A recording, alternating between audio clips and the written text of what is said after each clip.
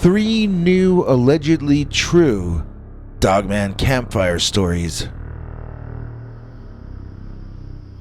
The Swan that battled a Dogman. Dear Scary Stories NYC. I think that a lot of dogmen are semi-aquatic. I say this because the first time I saw a dogman, it was fighting with a swan or a goose in the middle of a lake in northern Michigan. Nobody had seen how it got there, so it must have snuck up on the bird. This story happened, I guess, in 2014 in the summer. I had been out of college 6 years, and I hadn't gone camping in all that time. I made a friend through my job that insisted he could take me to what he called real camping locations in the area. When we were both able to take the same 3 days off in a row, we went camping in Michigan. The first 2 days were okay, but I got sick of my hiking partner for being a lecturing know-it-all. On day 3, our last day before going back to work, he made me go with him and help move a bunch of his stuff from his old apartment into his car. He was having a fight with his old girlfriend, and she didn't want to let me and him take the stuff, so it was no fun.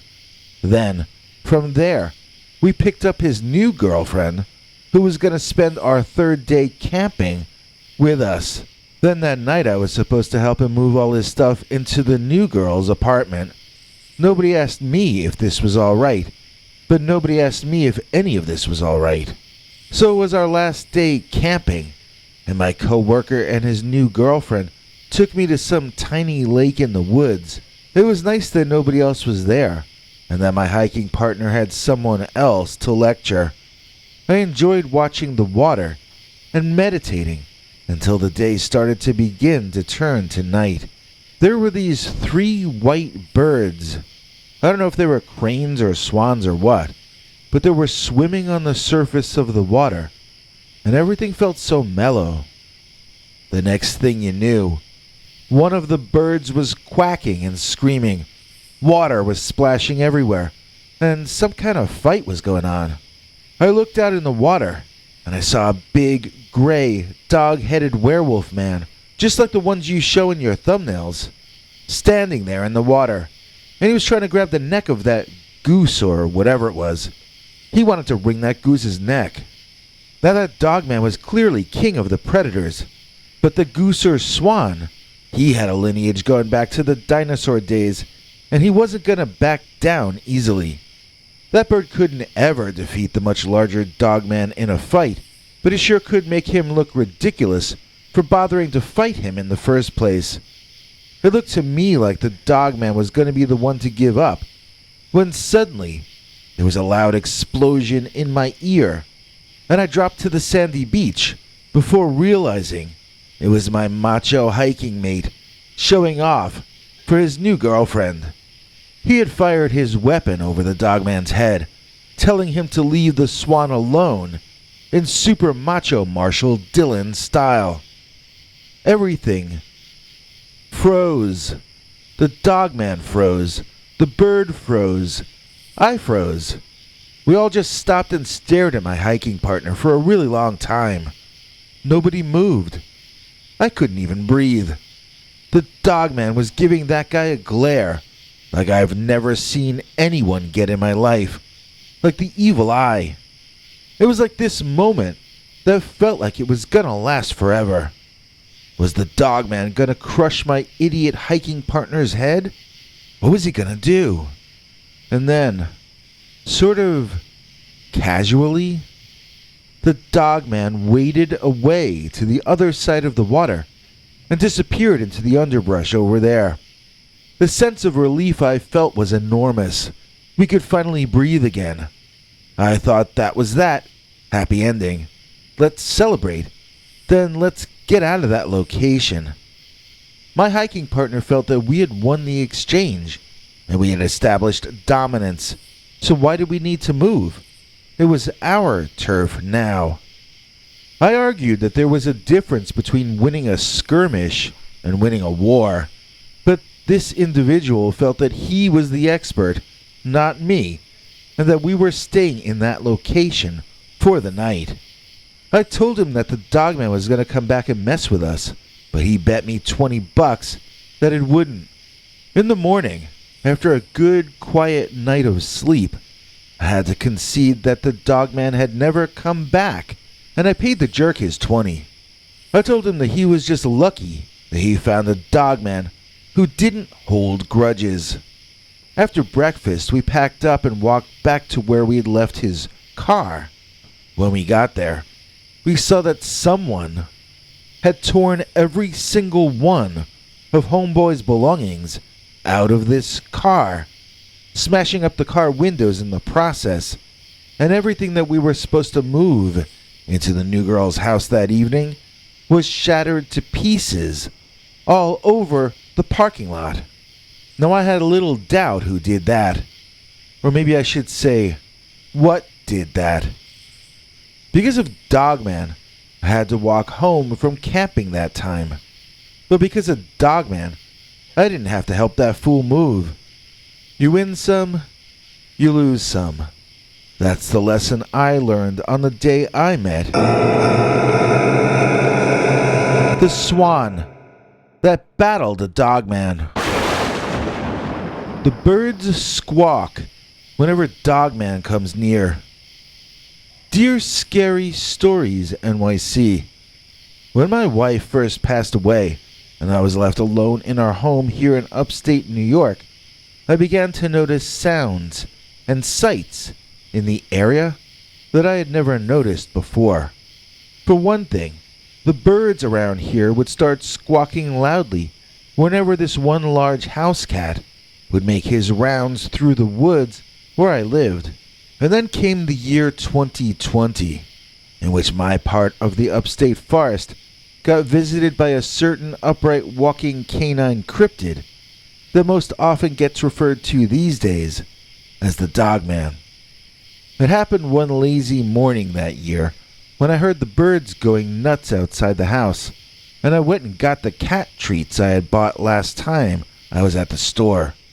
Maybe those crows outside didn't care for the cat, but I liked him a lot, and I hoped to become his friend. I opened up the front door and looked around for where the cat might be hiding. Well, I didn't find any cats out there. I did, however, see a truly large, as in mammoth, black dog walking by and being screeched at by the birds overhead.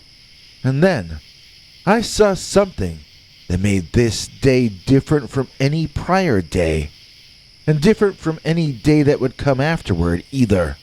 I saw one of those birds swoop down too low when shouting his criticisms at that big dog, and then I saw the dog stand up on his hind legs, grab that bird mid-flight, and casually toss him in his mouth like a couch potato popping some popcorn into his pie hole while watching a movie. Boy, did that get the birds more upset than before. It's like they were staging this major but mostly peaceful protest against the Dogman for being too dangerous to be in this part of the woods, and the Dogman's response was to literally eat one of the protesters. The immense canine walked away on its hind legs, which must have made it 10 feet tall. It had birds flying around its head, expressing fury at it, but making it look from my vantage point like a king with a living, flying crown. I remember closing the door and standing there for a long while afterward, unmoving. I was aware that something major had just changed in my life. This was a big change being thrust upon me. I now had a large predator living nearby. I had to adjust to this. I had to accept it. But instead, I stood behind the closed door for almost an hour. So surprised was I by what had just happened. When I was younger, I would have told my wife about it, and we would have talked it out. When I was younger than that, I would have called a friend on the phone and talked about it until I felt I had this sudden change in my life incorporated into my worldview. Some of my friends are supposedly on Facebook, so I went onto that, I do have an account there. I found some names from the old days, but they were involved in typing such horrible things to other mutual friends. We all always felt differently about politics from each other, but we still treated each other with respect. I felt like if I told anyone on social media what I had seen, they would try to get me canceled from my job. Of course, I've been retired for years, so maybe they would try to get my pension cut or my bank account closed. It doesn't feel safe to talk to anyone about anything anymore. They don't even bother calling you crazy these days. They jump straight to calling you Satan.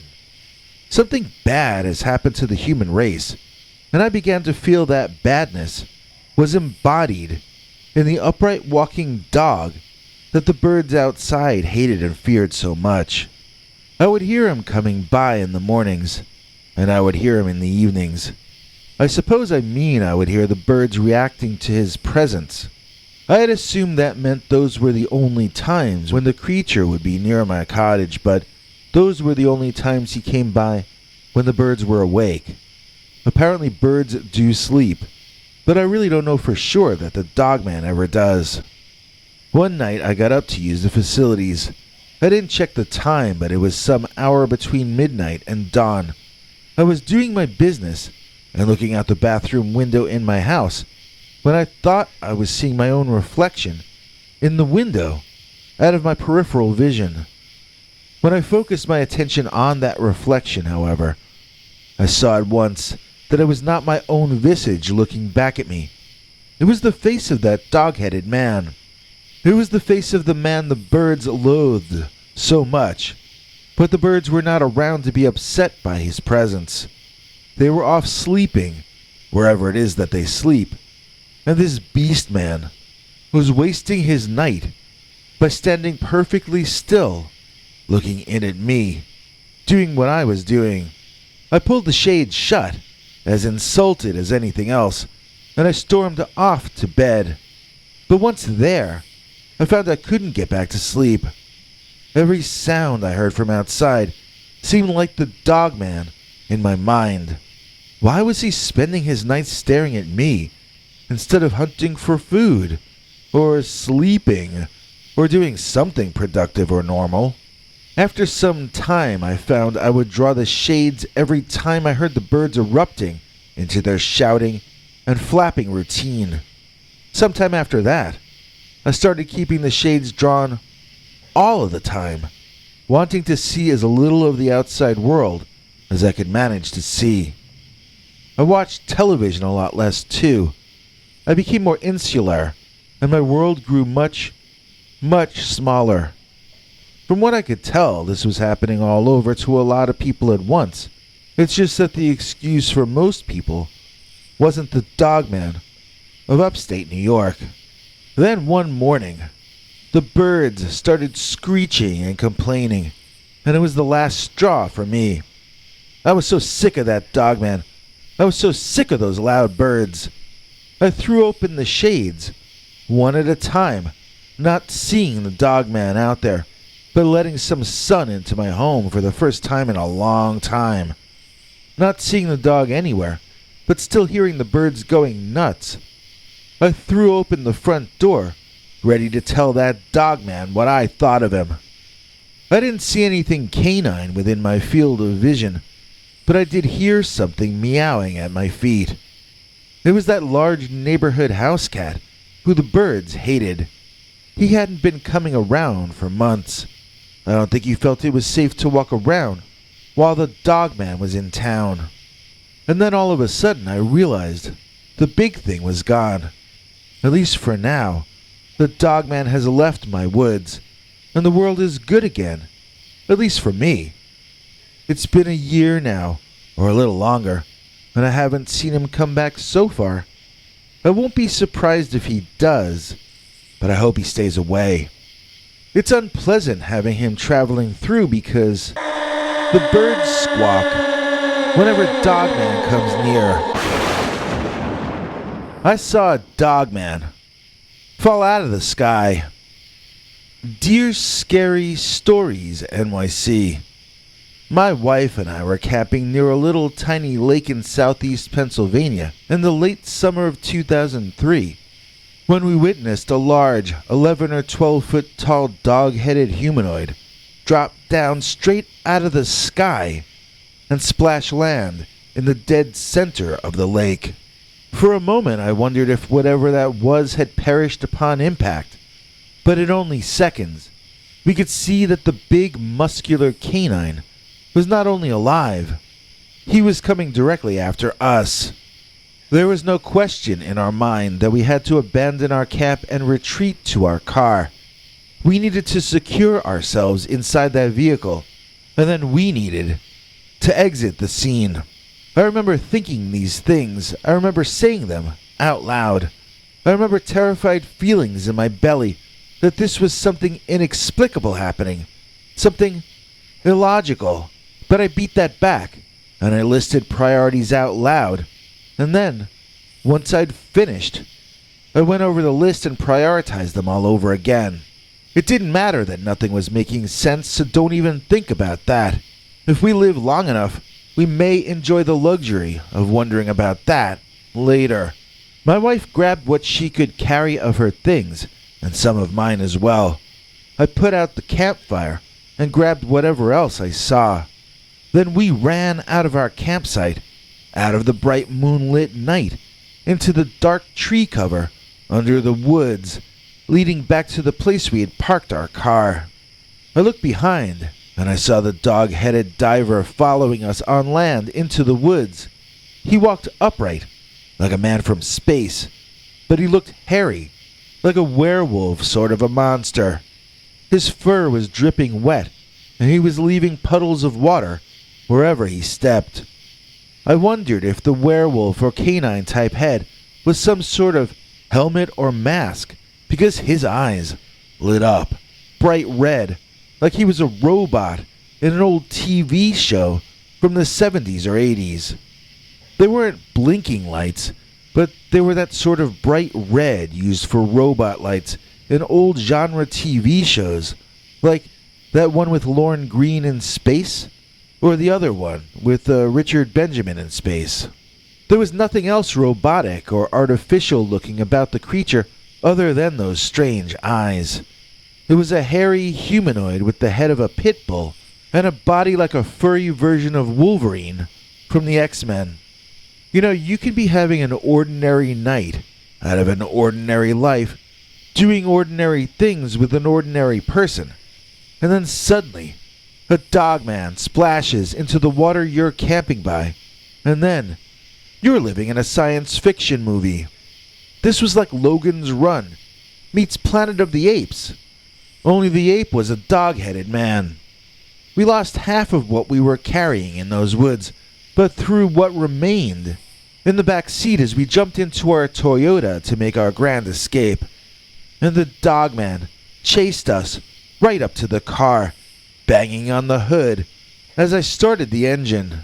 He looked so strong and so insanely, savagely feral that I wondered if he actually could break into the car in some way.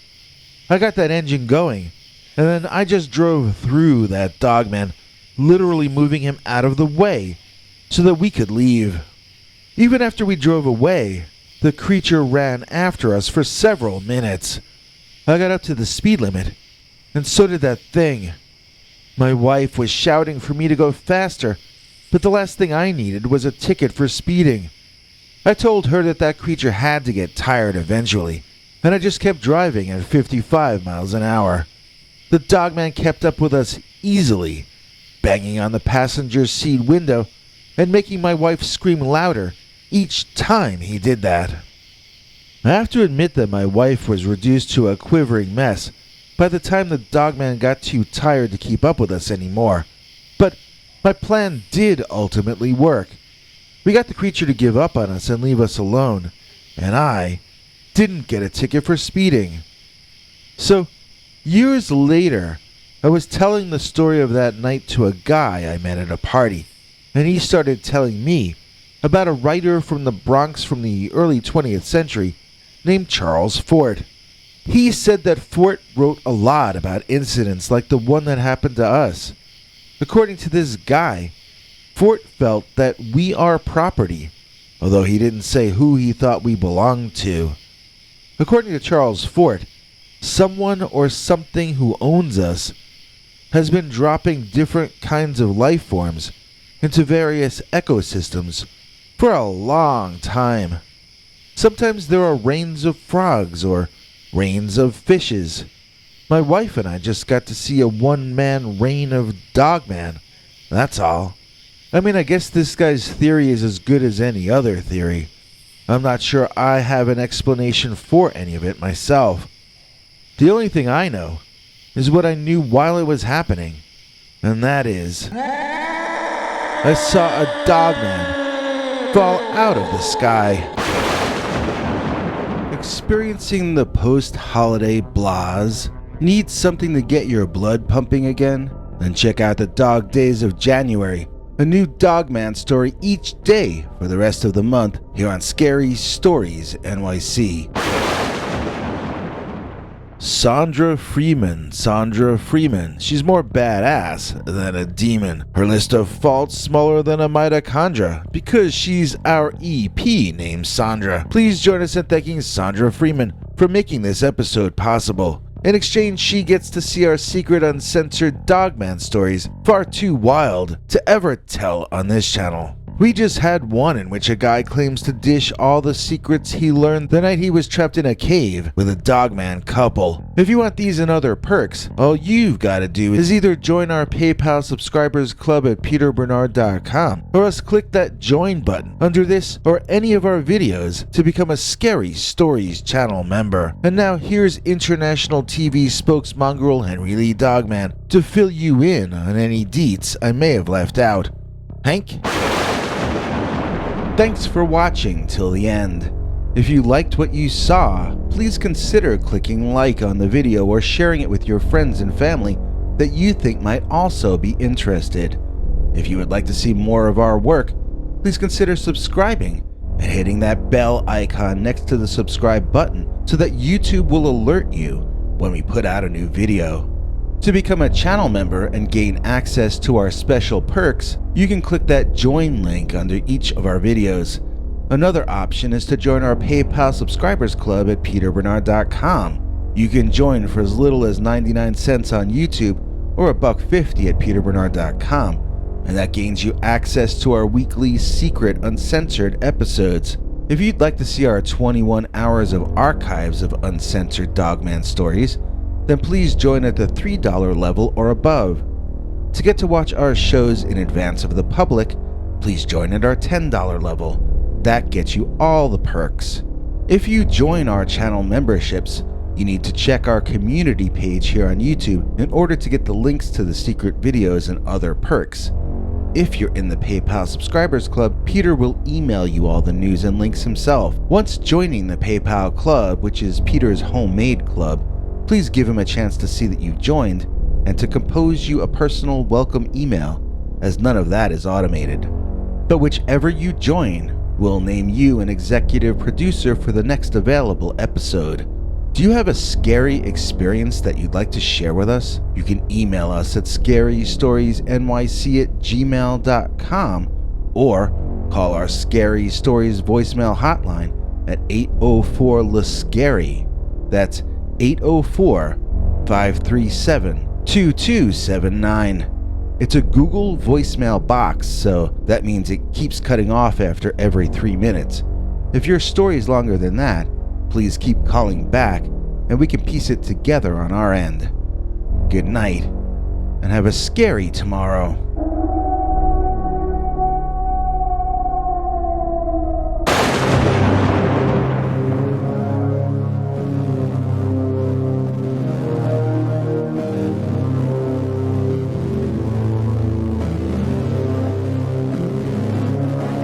Come back for more scary stories.